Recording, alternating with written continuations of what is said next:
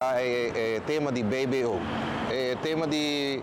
sobre para hopi tempo a própria de BTW, tá tem hopi crítica, tá tem hopi opinião, tá tem hopi explicação de diferentes grêmios, persona, não profissional, não den feld, que tá tem opinião. Apesar que não tá tem porcentagem, não tá tem nenhum data ainda disponível, Kiko e BTW lo abira. Nós por agora que semana passada, ministro presidente Evelyn Wever Cruz e também ministro Ursula Arens a sali e avisa que não opta para não pagar com o BTW e bem com o BBO de entre 1 para 1,5%. Naturalmente, essa aqui a trove que o profissional ng grêmio ng reaccionar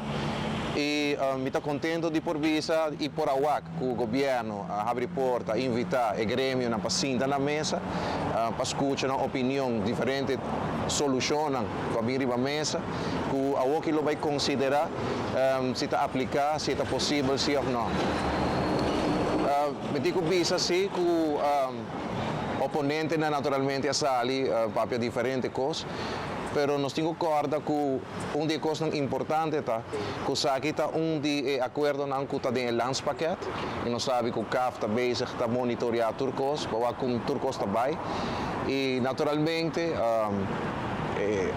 opta para BBO segundo o ministro presidente e ministro Ursula Arens para sobre isso aqui tem um efeito inflatório muito menos com o qual está a BTW. A nós de parlamento, como parlamentário de que não me quer visa, na ministra não que nós seguro nós que o que cambio não, que também vini da lei e também a própria tocante de algum benefício não que eigenlijk que package de BTW está também com benefício não para o qual o comércio, para o povo, redução de loonbelasting, redução de winstbelasting, barramento de invoerrechten e hopie outra coisa mais. Voor die dinamica pedi para nós por wak e cambio não aqui, para seguro é tão hopie importante, que segundo que o BBO, verdade, também sube, mas tem também flexibilidade em outra banda, maneira que não mencionar para sinai pueblo por ter mais koopkracht e também por usar na placa mais conscientemente. Se está for de que não nos que pedir governo para esse